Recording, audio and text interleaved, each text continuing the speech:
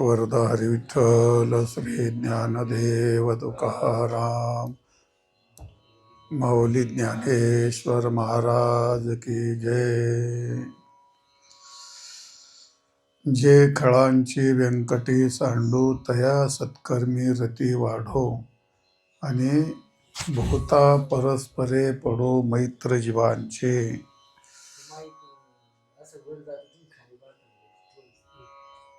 मग बर तर भूता परस्परे पडो मैत्र जीवांचे. आजचा विषय काय आहे तर भूतांची परस्पर मैत्री हो असे या पसायदानातली ज्ञानेश्वर महाराजांची आपल्या गुरु महाराजाकडे ही दुसरी मागणी आहे.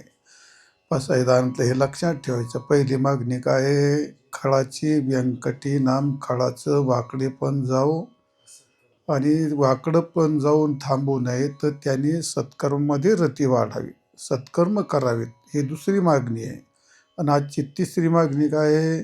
भूता परस्परे पडो मैत्र जीवांचे. थोडक्यात भूत नाम याचा तर भवंती ते भूतानी, जे जन्म घेतात त्यांना भूत असं म्हणतात. जे जन्म घेतात त्यांना म्हणतात भवंती ते भूतानी.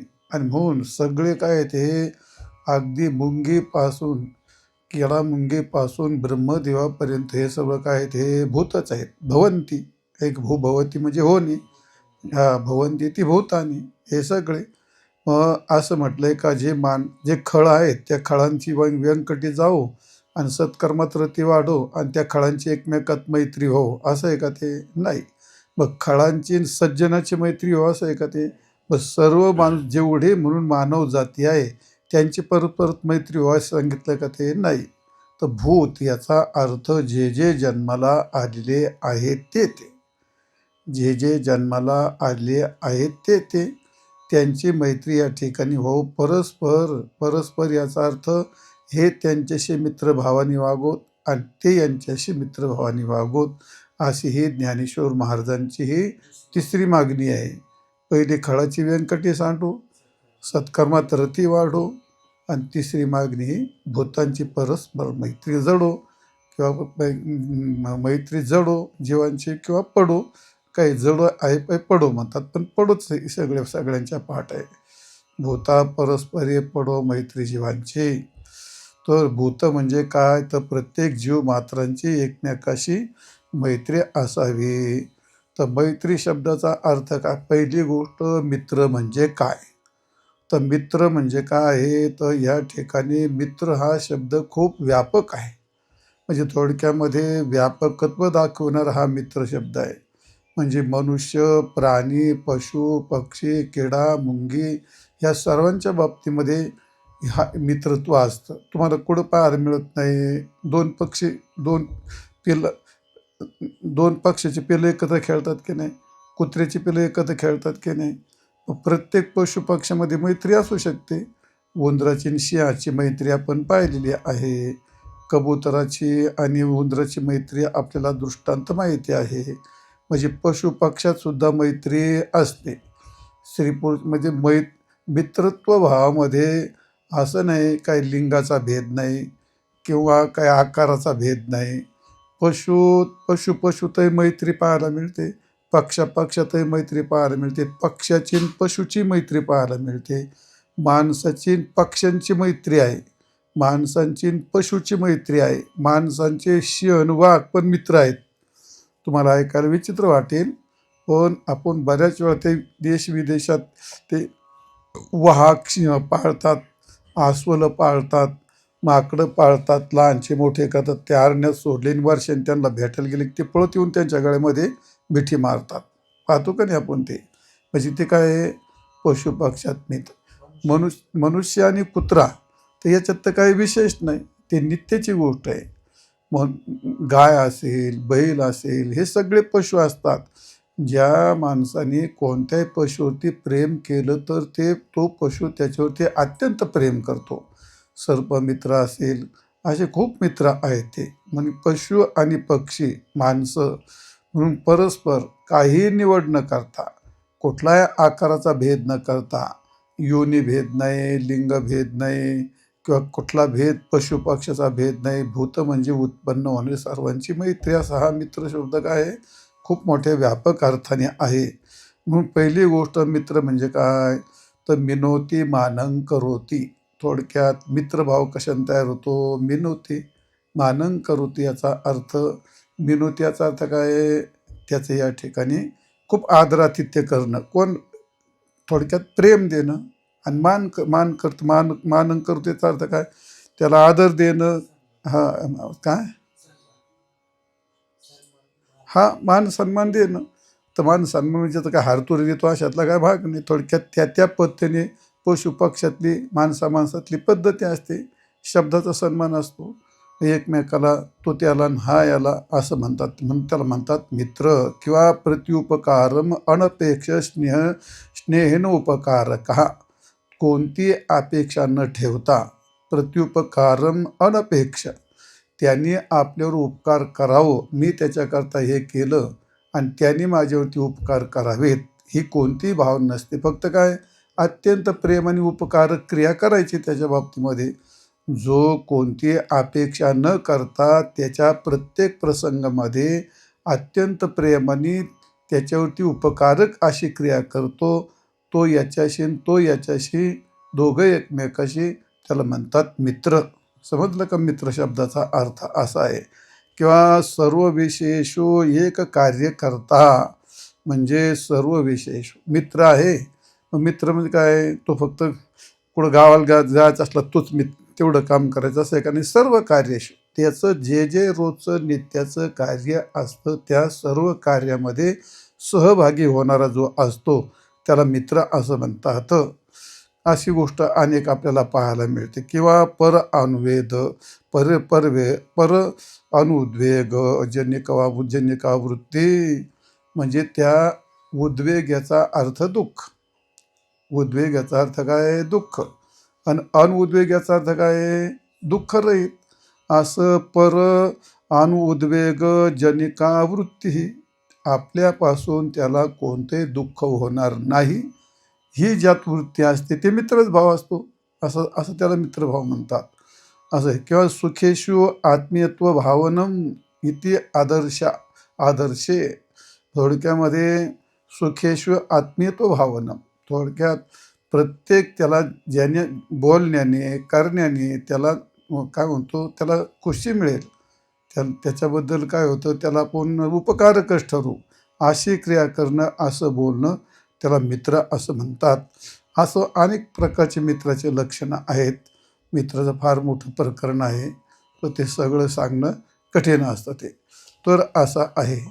तर तुम्हाला सांगितलं, आपण ज्या कालामध्ये नीतिशतकाचं चिंतन केलं, नीतिशतकाचे पाठ होते, त्यावेळी तुम्ही ते ऐकलेलं आहे. काय, पापान निवारयति योजेते हिताय, गुह्यम निगुहोती गुणान प्रगती करोती, अपदगतम न च जहाती ददाति काले, आणि सन्मित्रम लक्षणम इदम प्रवदंती संताः. याला सन्मित्र असं म्हणतात, सत्यमित्र असं म्हणतात. काय, त्यात षडगुण आहेत. 6 गुण ज्याच्या अंगात असतात तो त्याचा मित्र असतो. पहिली गोष्ट काय, पापान निवारयति. पापान निवारयति याचा अर्थ, जर आपला मित्र काही चुकीचं वागू लागला तर त्यापासून त्याला काय करतो, तो परावृत्त करतो. पापान निवारयति, कोणती चुकीची गोष्ट करायला लागलं तर तो त्याला सल्ला देतो, नाही नाही हे नको करू, तो यात फार धोका आहे.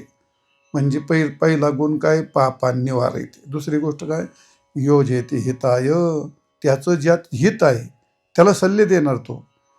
बरोबर आहे का नाही. एखादी सरकारी स्कीम आली, तो पहिला आधी त्याला जाऊन सांगतो का नाही. एखादा धोका असला, त्याच्याबद्दल कोणी वाईट करायला लागलं, म्हणजे त्याला त्याच्या हिताच्या गोष्टी सांगतो. म्हणजे वाईटापासून परावृत्त करतो आणि हिताची गोष्ट करतो, हिताची गोष्ट करायला सांगतो. थोडक्यात शब्दाने आणि कृतीने दोन्ही पण घ्यायचं. जो शब्दाने त्याला आणि कृतीने सुद्धा पापापासून परावृत्त करतो आणि त्याला हितामध्ये त्याची योजना करतो. आणि तिसरा गुण आहे गुह्यम निगुहोती. याचा अर्थ काय आहे, गुह्यम निगुहोती. प्रत्येक मनुष्य म्हटला की त्याच्या जीवनामध्ये काहीतरी गूढ असतं, बरोबर आहे का नाही. काही गोष्टी सांगायच्या असतात, काही गोष्टी सांगायच्या नसतात. त्याचं वैयक्तिक बऱ्याच गोष्टी असतात, काही चुकीच्या असतात, काही वाईट असतात, काही बऱ्या असतात. पण मग ते मित्र काय करतात, एकमेकाला अत्यंत गुप्त गोष्ट सांगतात. मग जी गोष्ट त्याला सांगितली गुप्त गोष्ट आणि त्याला माहिती तुझी याला सगळ्या जगात सांगायला, असं करतो का तो? मग गुह्यम निगू होती. ज्या गूढ गोष्टी आहेत त्या जशा घरातल्या गोष्टी कुठं बाहेर सांगत असतात का, असं म्हणतो ना मनुष्य. मग ज्या काही गुह्य गोष्टी असतात तो काय करतो, अजून झाकून ठेवतो त्याच्या. तो जसा वैयक्तिक ती गोष्ट झाकून ठेवतो तसा ती गोष्ट तो पण त्याची झाकून ठेवतो. याला म्हणतात गुह्यम निगोहती. म्हणजे वाईट गोष्ट जर असतात त्यांना माहीत असतात एकमेकाच्या, पण ते काय करतात, ते झाकून ठेवतात. म्हणून गुह्यम निगोहती आणि गुणान प्रगती करोती. आपल्या मित्राचे चांगलेच गुण सांगतो का नाही, तो वाईट गुण सांगत नाही. वाईट गुण त्याला माहीत नसतात का, माहीत असतात. आणि म्हणून पापापासून परावृत्त करणं, त्याला त्याच्या हिताची योजना करणं, हिताकडे त्याला जोडणं, गुह्य गोष्ट त्याची झाकून ठेवणं आणि त्याचे जे गुण आहेत ते प्रगट करणं, की झाले 4 गुण. आणि अपदगतम नच जहाती. अपदगतम नच जहाती. मरणांत प्रसंगाला अत्यंत संकट आलं त्या कालामध्ये तो त्याची संगती सोडत नाही. आणि म्हणून त्याला काय म्हणतात, अपदी मित्र परीक्षा. शूर परीक्षा रणांगणे भोवतीन अपदी मित्र परीक्षा. शूरत्व कुठं सिद्ध होतं, रणांगणामध्ये. आणि मित्रत्व कुठं सिद्ध होतं, संकटामध्ये. ज्यावेळी आपलं संकट असतं आणि त्यावेळी खंबीरपणे जो आपल्या पाठीमागे उभा राहतो तो खरा मित्र असतो आपला. खंबीरपणे आपल्या मागं जो उभा राहतो. आणि प्रसंग सगळ्यावर येतो, संकट सगळ्यावरती येतात. संकट कोणावर येत नाही, सगळ्यावर संकट येतात. अशा संकटकाली तो त्याच्या पाठीमागे खंबीर उभा राहतो. त्याला काय म्हणतात, ते अपदगतम नच जहाती. म्हणजे प्रसंगकाली तो त्याला कधी सोडत नाही. हा काय झाला, 5वा गुण झाला. आणि 6वा ददाती काले. ददाती काले याचा अर्थ काय, त्याच्यावर कोणता प्रसंग येईल त्यावेळी त्याला ते द्यायचं. त्यावेळी त्याचा प्रसंग त्यावेळी त्याला द्यायचं ते. आज याच्या घरी लई टमाटे पिकत होते, दिला पेट्रोलभर टमाटे नेऊन तिथं. त्याला काय अर्थ आहे का ते, नाही. ज्या दिवशी त्याला धान्य खायला नाही अशा काल त्याला धान्य द्यायचे दर टाकून आणि टमाट्याची पेट्री नेऊन ओतली तिथं. ददाती काले. ज्या ज्या कालामध्ये ज्या ज्या गोष्टीची त्याला अडचण येते त्याला ते देणं, याला काय म्हणतात, ते ददाती काले. त्या कालात तो देणं. याला याला म्हणतात सन्मित्रम लक्षणम. म्हणजे सन्मित्र लक्षणम इदम प्रवदंती संतहा. याला श्रेष्ठ लोक सन्मित्र असं म्हणतात. नुसते मित्र नाही, त्याला म्हणतात सन्मित्र. असे एकूण षड्गुण ज्यात असतात तो खरा मित्र असतो. आणि म्हणून या सगळ्या गोष्टी असं आहे. तुम्हाला त्याचं उदाहरण सांगायचं ठरलं तर दूध माहिती आहे का नाही आपल्याला. मग दुधात जर पाणी घातलं तर ते पाणी काय करतं, पहिली गोष्ट दुधाची पाण्याची ते पाणी त्या दुधाची एवढी मैत्री करतं आणि दूधसुद्धा त्याला आपल्यात पहिलं काय करतं, सामावून घेतं.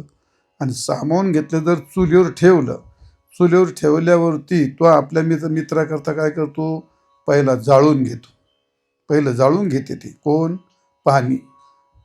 दूध जर चुलीवर ठेवलं, अग्नीवर तापायला लागलं तर पहिलं पाणी जळतं का दूध जळतं, पाणी जळतं ना, पाणी जळतं ते. म्हणजे पहिलं सुरुवातीकरता काय करतं, ते जाळून घेतं ते. आणि जाळून घेतल्याच्या नंतर ज्यावेळी उतू जातं, मग ते उतू जातं त्या काळात पहिलं दूध जातं का पाणी जातं, पाणी जातं. म्हणजे आपल्या मित्राकरता पहिले त्यांनी काय केलं, जाळून घेतलं. आणि नंतर मित्राकरताच काय केलं, अग्नीत उडी टाकली. आणि दुसरी गोष्ट, नंतर जर त्याच्यावरून त्या दुधात पाणी टाकलं तर काय केलं, शांत पण केलं.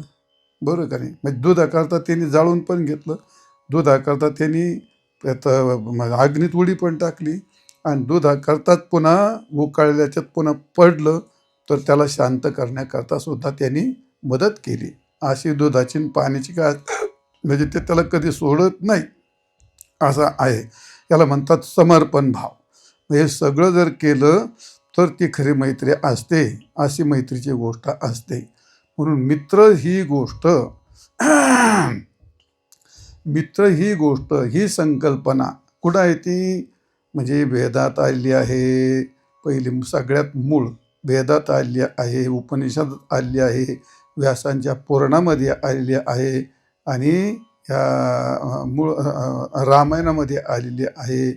अशा सगळ्या ग्रंथामध्ये आणि आपल्या गीतेमध्ये नाही, गीतेत खूप श्लोक आहेत मित्राची. मित्र ही संकल्पना संत वाङ्मयात आहेत, व्यवहारात आहेत, सगळीकडे आहेत.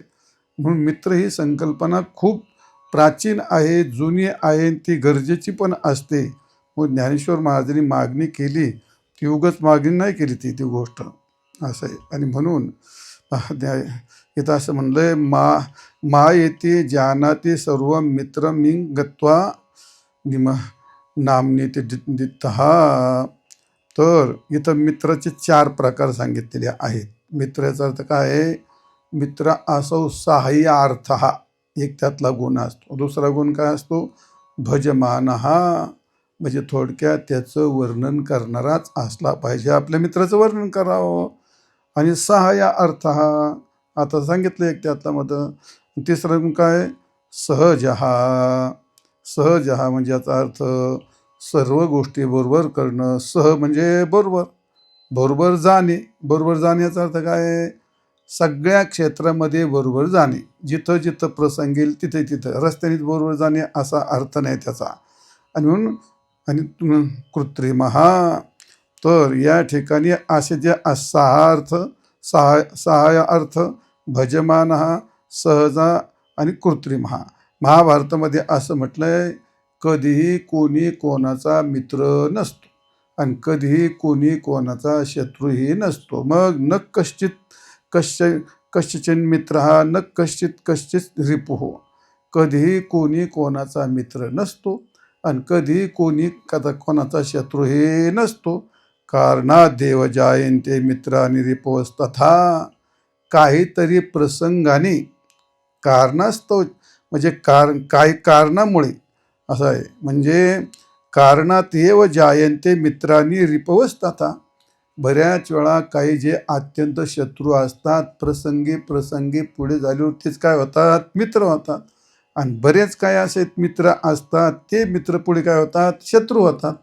मग शत्रू आणि मित्र म्हणून महाभारतामध्ये म्हटलंय, न कश्चित मित्र हा. कधी कोणी कोणाचा मित्र नसतो.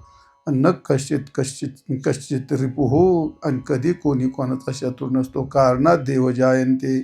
कधी काहीतरी कारणाने, काहीतरी प्रसंगाने त्याचं मित्रत्व निर्माण होतं आणि त्याचं शत्रुत्वही निर्माण होतं. आणि म्हणून वाईट माणसं असतात, त्याचं वर्जन करावं. त्याचं मस्त वर्णन केलं आहे. काय आहे? तर या ठिकाणी वर्जमित्रम यथा. कोणाचं वर्जन करावं? को भार्यांच, को मित्रांच, को राजम, को सौहृदम. म्हणजे थोडक्यात ज्या बाईचे वाईट गुण आहेत ते टाकून द्यावं. त्याप्रमाणे कुमित्रम, जे वाईट मित्र आहेत. कुराजा, कुसौहृदम, आपले कोणी सोयरे असतील. कुबंधुजन, कोण एखादा वाईट भाव असेल. कुदेश हा, वाईट देश असेल.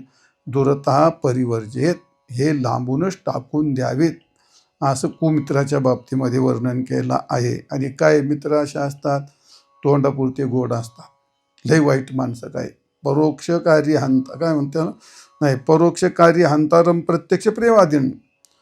परोक्ष म्हणजे याचा अर्थ समोर गेला का इतकं गोड बोलणार, इतकं गोड बोलणार, आपल्याला वाटतं का रे ह्याच्यापेक्षा जगात मित्र कोणीच नाही आपला, असं आहे. पण परोक्ष कार्य हंतारम, पाठीमागे मात्र असं खच्चीकरण काय त्याचं. म्हणतात परोक्ष कार्य हंतारम प्रत्यक्ष प्रेवादीन. प्रत्यक्ष प्रेवादीन म्हणजे प्रेवादीनम. प्रत्यक्ष मात्र खूप गोड बोलणार, खूप पुढे करणार. मग त्या काळात त्याला म्हणतो वर्जे तादृश मित्रम. का वर्जत तादृश मित्रम विषकुंभ काय घृतकुंभ पयो घृतकुंभयोमुखम. आता विषकुंभ पयोमुखम असं म्हणलं.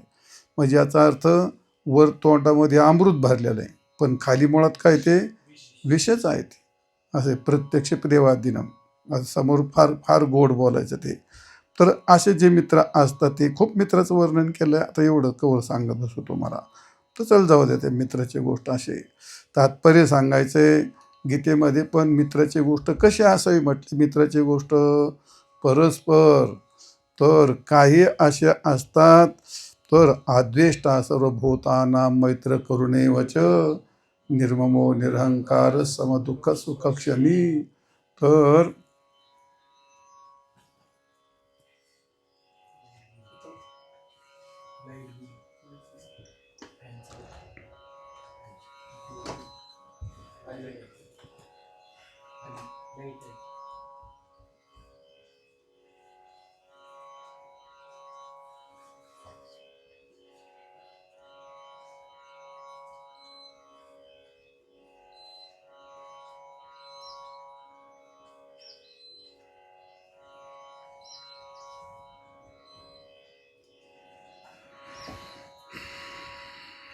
काय झालं होतं, अद्वेष्टा सर्वभूतानां.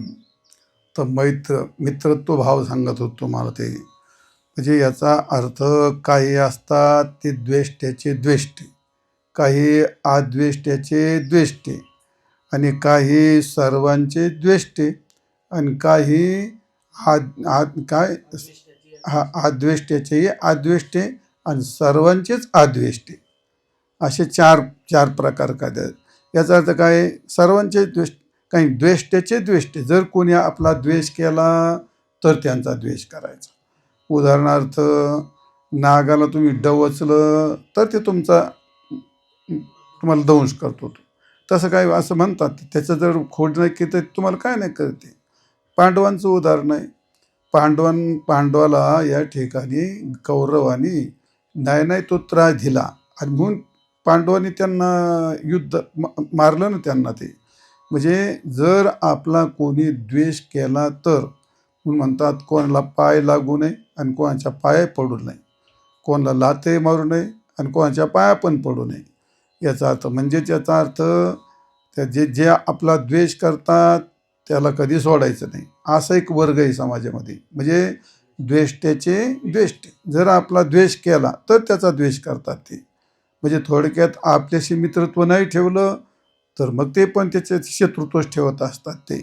नंबर 2, आणि सर्वांचेच काय ते असे स काही द्वेष्ट्यांचे द्वेष्टे, आणि दुसरा नंबर काय आहे, काही अद्वेष्ट्यांचे द्वेष्टे. काही द्वेष नाही केला तरी त्याचा द्वेष करतात ते. मग काहीच नाही केलं त्याने ते. काही माणसं, काही लहान पोरं असतात, काही माणसं पण असतात फार विचित्र, फार त्यांना आसुरी आनंद असतो. आता पावसाळ्यात ते बेडके निघाले का त्याला काढीन टोचायचं, ते जे घेऊन पळत आणि त्याच्या मागे काढीन टोचायचं. कुत्र्याचे पिलं असतात त्याला काढीन टोचायचं, त्याला हाणायचं, त्याला त्रास देत, त्याला क्याव क्याव क्याव केला मग ते आनंद होत असतो. असे काही बकासुरी वृत्तीचे माणसं असतात. पर दुःख पाहिलं का त्यांना गुदगुल्या होत असतात ते. असं आहे. तर ते फार मोठं प्रकरण आहे. त्या आपल्या नीतिशतकामध्येच श्लोक आलेला आहे, आणि तो त्या ठिकाणी मृगमिन सज्जनानां मृगमिन सज्जनां तृणजल संतोष विहित वृत्तीनां काय निष्कार नाही लुब्धक धीवर पिशुना निष्कारण वैरिनो जगती, असा श्लोक आलेला का नाही. म्हणजे काय, मृगमिन सज्जनानां तृणजल संतोष विहित वृत्तीनां तर लुब्धक धीवर पिशुना निष्कारण वैरिनो जगती. तुकारामाचा या श्लोकावरचा अभंग फार गोड आहे. तर पहिली गोष्ट काय, मृग मिन सज्जनाना. मृग याचा अर्थ काय, हरिण, आणि मिन याचा अर्थ काय, मासा, आणि सज्जन याचा अर्थ काय, मनुष्य, सज्जन मनुष्य. मृग मिन सज्जनानां, आणि पुढे तृणजल संतोषवित वृत्तीनां. मग हरिण गवत खातं, ते हरिण गवत खात, ते काय कोणाच्या बापाचं खातं का, ते ते आपलं डोंगरामध्ये गवत खातं ना. त्यांनी पारद्याचं काही केलं आहे का, पारद्याचं काहीच नाही केलं त्यांनी. पारद्याचं काही केलं नाही तरी पारदी जातो, जाळं लावतो, त्याला मारतो. याला म्हणतात आद्वेष्ट. ते आद्वेष्टेचं सुद्धा काय त्या माशाने त्या कोळ्याचं काय केलं आहे का, काहीच नाही. समुद्रामध्ये याच्या काय बापाचं खात येतो, तलावामध्ये याच्या काय बापाचं खात येतो. पण हा तरी जातो, जाळं टाकतो, पकडतो, त्याला जीवानी मारतो तो. याचा अर्थ अद्वेष्ट. त्याचा काही द्वेष केलेला नाही, पण त्याचा पण ते द्वेष करतात. त्याचप्रमाणे म्हणून मृगमीनं आणि सज्जनानां, मृग हे चारा खातं, पारध्याचं काही करीत नाही. मासा हा पाण्यात राहतो, त्या कोळ्याचं धिवाराचं काही करत नाही. तसे सज्जन माणसं वीतवृत्तीने सज्जन वृत्तीने राहतात. ते कोणालाही काही त्रास देत नाहीत. परंतु तरीसुद्धा जे खळ माणसं असतात, चंडाळ माणसं असतात, ते मात्र सज्जनाला त्रासच देत असतात. आद्वेष्ट्याचे द्वेष्टे असा आहे त्याला. म्हणजे लुब्धक धीवर, लुब्धक धीवर याचा अर्थ, लुब्धक म्हणजे पारधी आणि धीवर म्हणजे मासे पकडणारे कोळी. लुब्धक धीवर पिशुना म्हणजे कोण हे? पिशुना याचा अर्थ दुर्जन. हे सगळे दुर्जनच असतात. ते कोण? कोळी, पारधी आणि खळ. हे पिशुना निष्कारण वैरिणो जगती. निष्कारण वैर करतात ना, त्यांचं काही कारण नाही त्याचं वैर करण्याचं. मग याला म्हणतात आद्वेष्ट्याचे द्वेष्टे. काही कारण नसताना पण द्वेष करतात, मैत्री ठेवीत नाहीत. मग म्हणून ज्ञानेश्वर महाराज म्हणतात आशाने सुद्धा परस्पर एकमेकात मित्रभावाने राहावं, अशी आपल्या गुरु महाराजाकडे मागणी केली आहे. तुकाराम महाराजांचा अभंग आहे, काय केले जळचरी आणि धिवर त्यांच्या घातावरी. काय केले जळचरी म्हणजे माशाने काय केलंय, आणि धिवर म्हणजे काय? कोळी. त्यांचा घात करतात, त्यांच्या धिवर त्यांच्या घातावरी. हा तो ठाईचा विचार आहे, याती वैराकार. जन्म ज्या त्यांचा वैर आहे, त्याचा विचार काही संबंध नाही. अशा प्रकारे काय म्हणते, श्वापदा ते वधी आणि निरापराध पारधी. तो पारधी त्या श्वापद याचा अर्थ हरण बेचारी इतर दुसरे काही श्वापद आहेत, ती निरापराध असतात, पण तरीसुद्धा त्यांना ते ठार करतात. आणि शेवटचा मुद्दा, तिसरा मुद्दा आहे त्याप्रमाणे तुका म्हणे खळ आणि संता पिढी ते चांडाळ. हे तीन मोठे आद्वेष्ट्याचे द्वेष्टे. काही त्रास नाही दिला तरी त्याचा द्वेष ते करतात. ते काही त्याच्याशी मित्रभावाने राहत नाहीत. आणि अशांना कोणी त्यांचं मित्रत्व कधी होईल असं कधी घडू शकत नाही. म्हणजे आद्वेष्ट्याचे द्वेष. काही सर्वांचे द्वेष्टे. काल तुम्हाला उदाहरण सांगलं खालेश्वराचं, आहे का नाही? त्याचं काय केलं, सगळ्या तो गावातलं खायचं, माणसंच खावे असं म्हणतोय का तू? काय ते माणसं काय, गावातली जनावरे जर खाल्ली तर चालतील.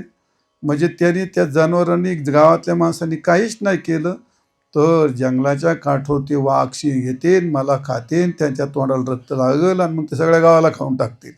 अरे काही कारण नाही, घेणं नाही, सर्वांचा द्वेष करायचा. त्याच्या जीवनामध्ये त्याला चांगलं कोणी दिसतच नाही, असं त्याचं कोणी मित्र असू शकत नाही. अशा करता माऊली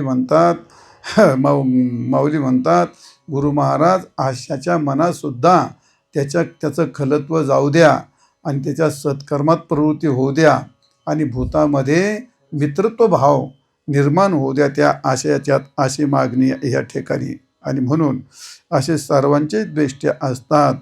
असे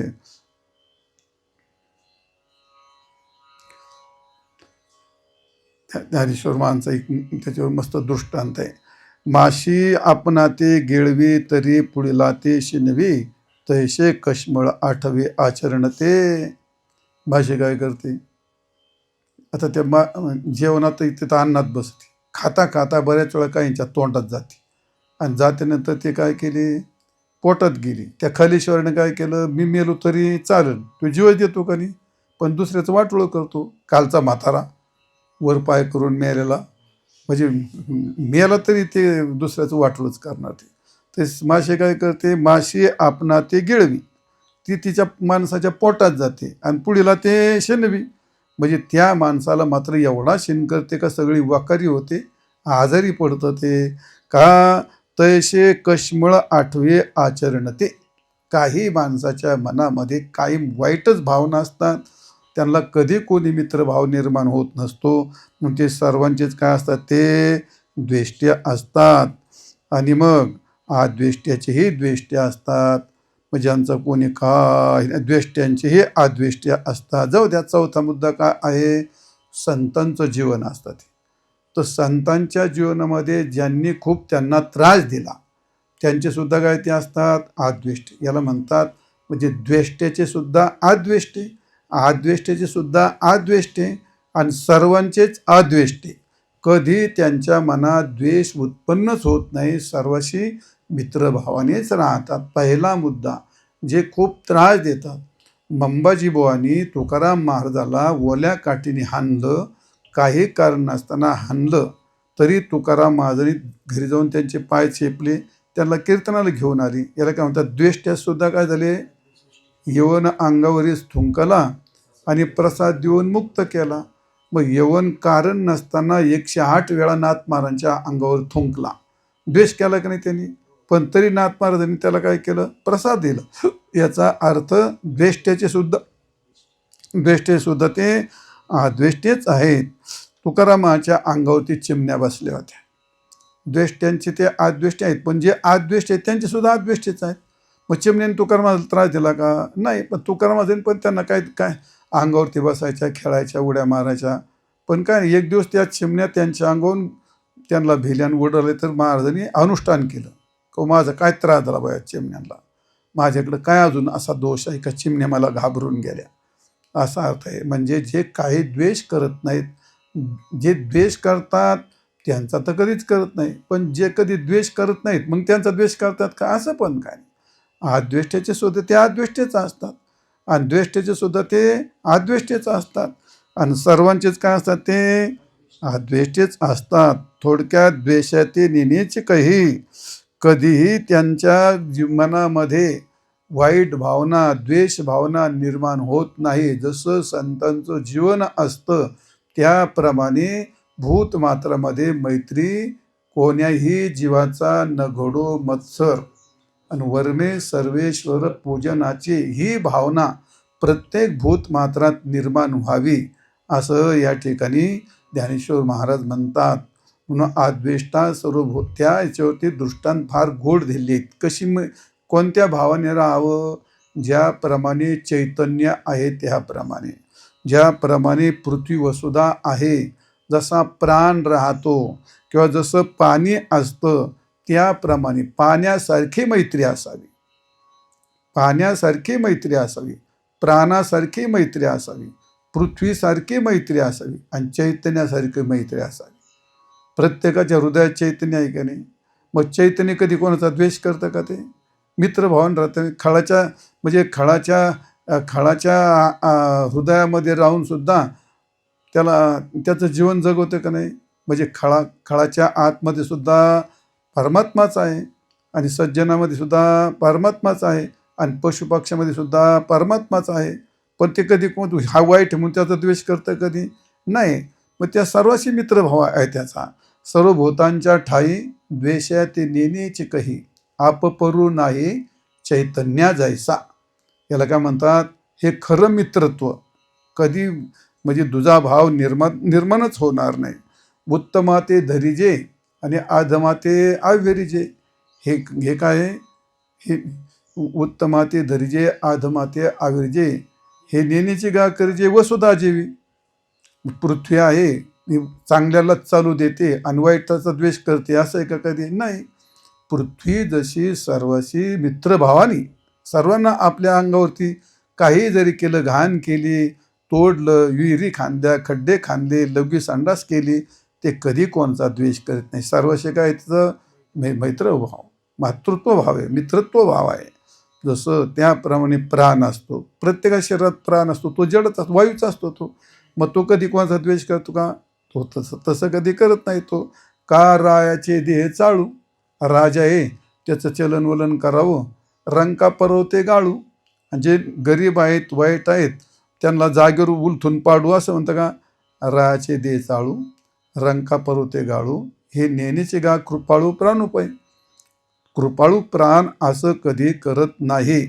मग अशी प्राणासारखी वसुदे म्हणजे पृथ्वीसारखी, चैतन्यासारखी अशी हे जसे सर्वशी मित्रभावाने आहेत, त्याप्रमाणे सर्वभूत परस्परामध्ये मित्रत्व भावाने राहा.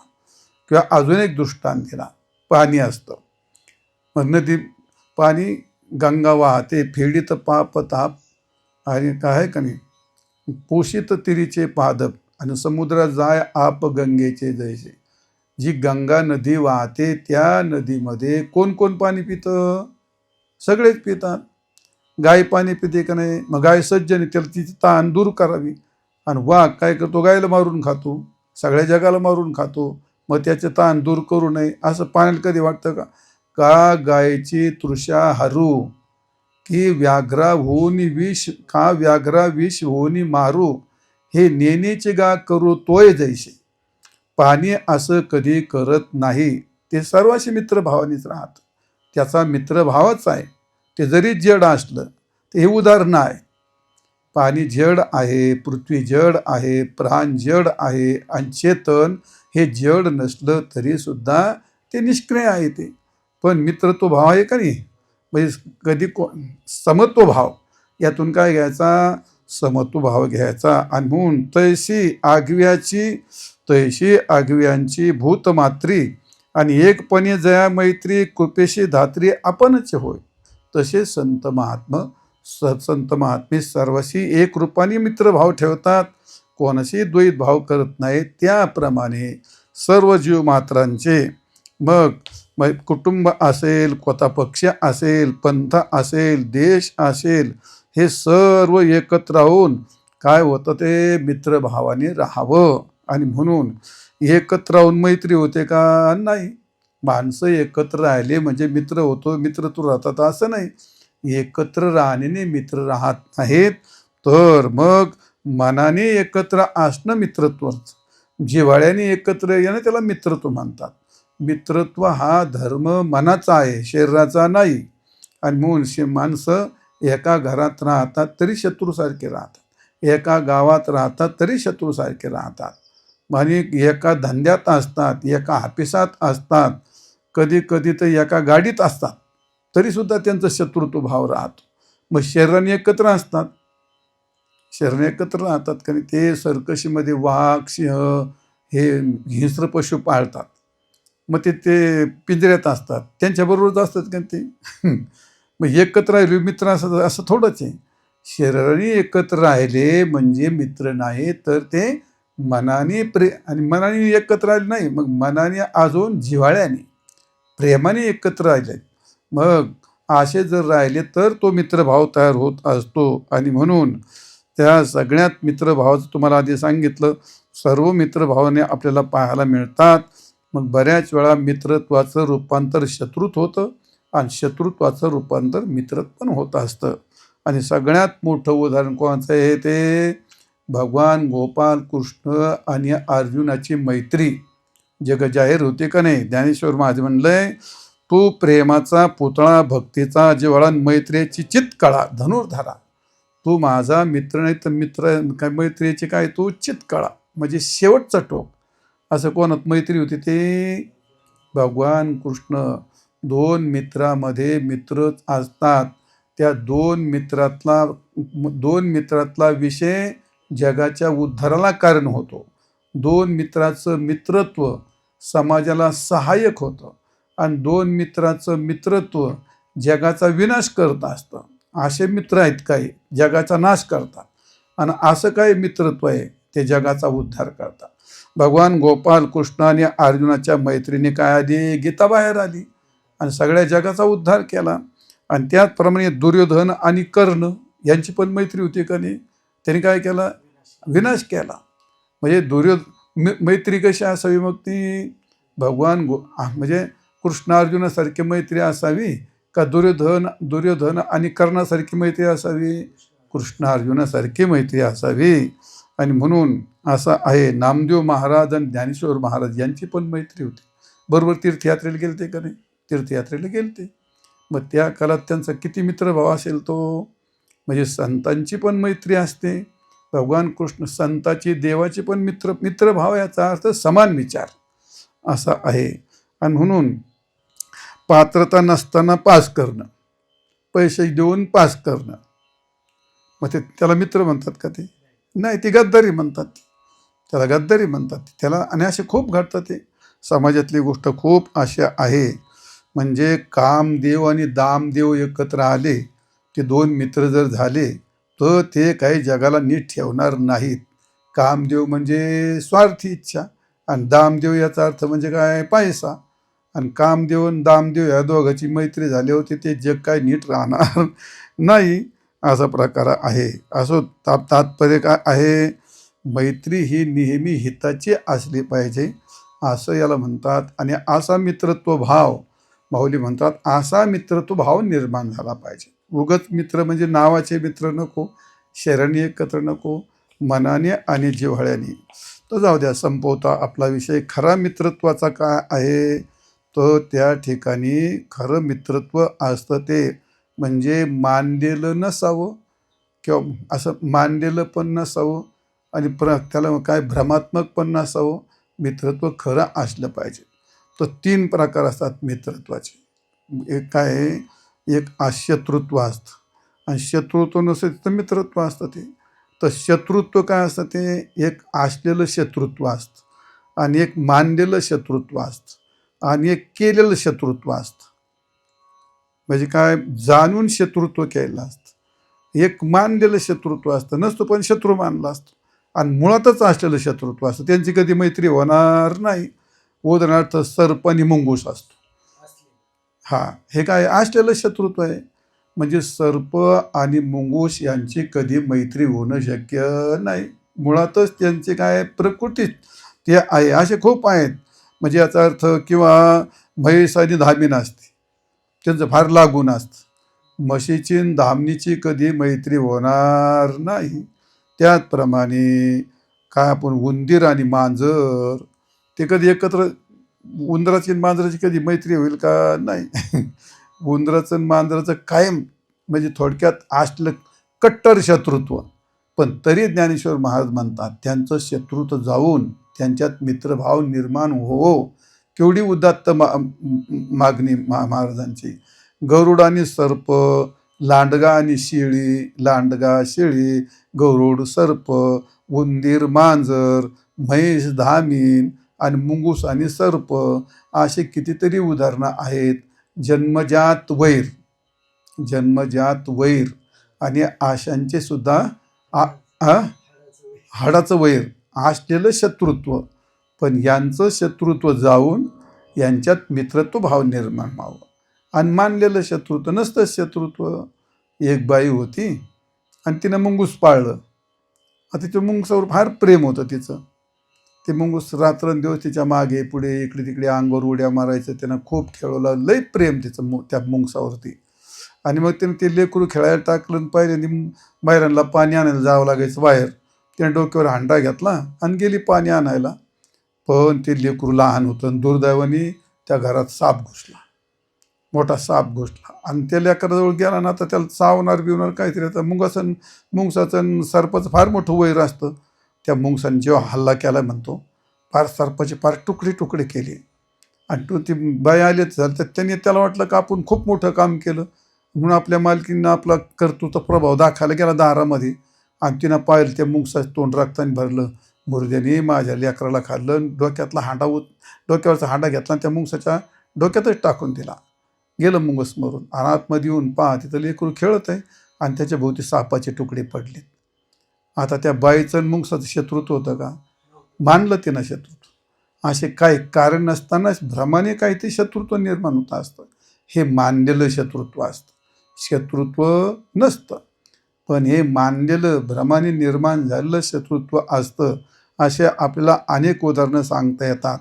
म्हणून कारण नसताना शत्रुत्व, आपण शत्रुत्व. आता विंचूने काय केलंय, चावलीची गोष्ट सोडा, पण विंचू पाहायला गेलं की चप्पल मारलाच लगे ताबडतोब. घेण्याने त्याचं घेण्याने त्याचं शत्रू मानलं आपण त्याला. सर्पाला घेण्याने त्याचं शत्रू मानलं आपण. पाहायला गेलं की काठी का मारायचा, छोटा असून येतं मोठा असो, माणसं बोलून आणून मारायचा. पण तिकडं जीव घेऊन पळतोय ना कोणीकडं, मग त्याला लांब जाऊ देवा, चालला येतं. नाही नाही नाही, त्याला तिकून आणायचं, उपसून काढायचा आणि माणसं गोळा करून मारायचा असतो त्याला. घेणे नाही त्याच्यात. ते तुम्हाला आता ते लई त्रास द्या, तुम्ही त्याला पकडा आणि लांब नेऊन सोडा. मग सर्पमित्र असतात ना त्याला, ते मित्र असतात काय माहित नाही आपल्याला, पण ते म्हणतो आम्ही सर्पमित्र आहे. चांगली गोष्ट ती. हे काय केलंय तुम्हाला, हे मानलेलं शत्रुत्व आणि काय केलेलं शत्रुत्व असतं. निर्माण केलं, जाणून बुजून केलेलं शत्रुत्व असतं. थोडक्यामध्ये दुश्मनी निर्माण करून जायचं असं ते ज्या कालामध्ये कैकई होती आणि मग ज्या काळात प्रभू रामचंद्राचा राज्याभिषेक व्हायचा होता आणि त्या कालामध्ये त्या कैकईच्या मनात विकल्प आला आणि तिने काय सांगितलं, काहीही जरी झालं तर रामाला वनवास आणि भरताला गादी आणि सीतेच्या अंगूर वलकली नेसून सगळे कपडे दागिने काढून घेऊन त्यांना वनात पाठवायचं. आता हे कैकेने ज्या काळात हे दशरथ राजाशी काही कारण नसताना हे केलं, शत्रुत्वच केलं का ते, काही कारण नसताना शत्रुत्व असं आहे. म्हणजे त्याचप्रमाणे घमेंड, काही असं घमेंडाचं द्रोण आणि द्रौपद हे एका गुरुकडे शिकायला गेले होते. द्रोणाचार्य द्रुपद राजा त्यांची इतकी मैत्री होती, खूप मैत्री होती. दोघांनी एकत्र अध्ययन केलं आणि दोघांनी एकमेकाच्या शक्ती घेतल्या. आपण एकमेकाला कधी सोडणार नाही. पण पुढे काय झालं, द्रुपद राजा झाला आणि द्रोण हा ब्राह्मण होता आणि एक होता राजा झाला आपला मित्र आणि मग त्याच्या दारात गेला आणि दारात गेल्यानंतर त्यांनी त्याला ओळख पण नाही दिली, त्याची उपेक्षा केली, त्याला हाकून दिलं. द्रोणाचार्य मोठी तपश्चर्या केली आणि मग कौरव पांडवाच्या युद्धामध्ये त्याला धडा शिकवला. असा धडा शिकवला का त्याला पाशाने बांधून आणलं. त्याचे खूप हाल केले त्यांनी. ते काय ते केलेलं शत्रुत्व, असं काय केलेलं शत्रुत्व असतं. जाऊ द्या. त्या काळात ते कौरव पांडव, त्या काळात भीमाचे त्याने अनेक प्रकारचा मत्सर केला. विषाचे लाडू खाऊ घातले, नदीत बांधून फेकला, असे खूप त्या याच्यामध्ये लाक्षागरामध्ये घालून पेटवले. एवढं सगळं केलं आणि मग शेवटी युद्धात मेले. हे हाताने निर्माण केले का नाही शत्रुत्व. मग हे उदाहरण काय सांगितले तुम्हाला, जरी कोणी मुळात असलेलं शत्रुत्व असलं आणि कोणी मानलेलं शत्रुत्व असलं आणि कोणी मुद्दाम होऊन केलेलं शत्रुत्व असलं तर या सर्वांचं शत्रुत्व जावो आणि यांच्यामध्ये परस्पर मित्रत्व भाव निर्माण हो. ज्ञानेश्वर महाराज म्हणतात, म्हणून भूता परस्परे पडो मैत्री सर्वांचे. हे सगळे जरी असले, असलेलं शत्रुत्व असू दे, मानलेलं शत्रुत्व असू दे, मुद्दाम मुळात केलेलं जाणून केलेलं शत्रुत्व असू दे, सर्वांचा शत्रुत्व भाव जाऊ दे आणि सर्व एकत्र येऊन त्यांनी काय करावं, मित्रत्व भावाने राहावं. अशी ज्ञानेश्वर महाराजांची फार मोठी उदात्त भावना या ठिकाणी आपल्याला पाहायला मिळते. समशत्रूच मित्रेच तथा मानापमानयोः शीतोष्ण सुख दुःखेषु समसंगविवर्जितः. 12व्या म्हणले तिथं पण जसं मागच्या आद्वेष्टात सांगितलं तसं इथं समशत्रू, इथं फार गोड उदाहरणं दिली आहेत. समशत्रूच्या मित्रेच समानता, पार्था जयाच्या ठाईन वैषम्याची वार्ता नाही. ऋतुमित्रा दोन्ही सरीसा पास, शत्रू आणि मित्र हे सगळे दोन्ही समान. पार्था जयाच्या ठाईन वैषम्याची वार्ताच नाही. मग जसे संत महात्मे त्यांच्यात विषमता राहत नाही, सर्वांचे मित्र तसे संतांप्रमाणे सर्वांचे मित्र भावना हो, असं या ठिकाणी ज्ञानेश्वर महाराजांनी वर्णन केलेलं आहे. जसा दिवा असतो का घरच्या उजेडू पाडावा आणि काय घरचे उजेडू करावा आणि पारखे अंधारू पाडावा, हे नेहमीचे का पांडवा दीप जायचा.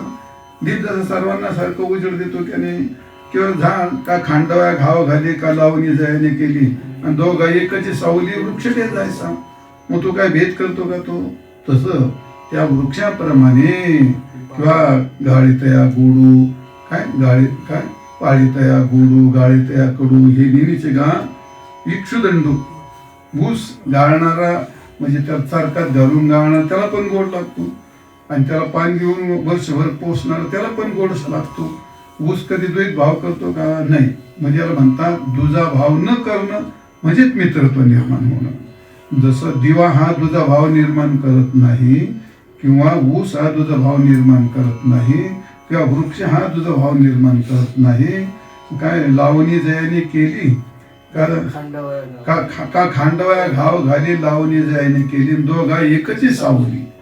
ऊस झाला, झाड झालं, दिवा झाला, हे जसे भेदभाव न करता अखंड एका ठिकाणी परोपकार बुद्धीने राहतात, त्याप्रमाणे हरिमित्री तैसा जया भाव ऐसा. तिन्ही ऋतू सगळा असं आहे. तर असो तो भाग अनेक ठिकाणी मोठं वर्णन केलंय. तात्पर्य काय सांगायचंय तर सर्व भूत मात्रामध्ये परस्पर मित्रत्व भाव निर्माण हो म्हणून माऊली म्हणतात जे खळ असतील ते खळाची व्यंकटीनाम खळाचा वाकडेपणा जावो आणि त्यांच्यामध्ये सत्कर्म रती त्यांची सत्कर्मात प्रवृत्ती हो. रती आता अत्यंत आवड निर्माण हो आणि एवढे न थांबता त्यांनी सर्व भूतमात्राशी अत्यंत परस्पर मित्रभावाने त्यांची मैत्री प्रत्येक भूतमात्राशी मित्रत्व भाव त्यांचा निर्माण हो. ज्ञानेश्वर महाराजांनी या ओळीमध्ये 3 उत्तम प्रकारच्या मागण्या केलेल्या आहेत.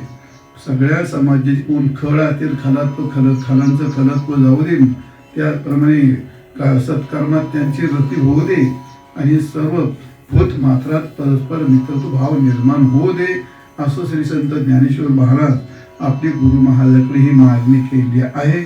असं हे पहिल्या ओळीतला आपण चिंतन अर्थ केला आहे. पहिल्या मागणीतले ना पहिले गुरु झाली पहिली ओळी, ही दुसरी ओळी सांगायची. तर मागणीतली पहिली म्हणायची ती तर असो तो भाग. पुंडलिक वरदा विठ्ठल श्री ज्ञानदेव तुकाराम माऊली ज्ञानेश्वर महाराज की जय.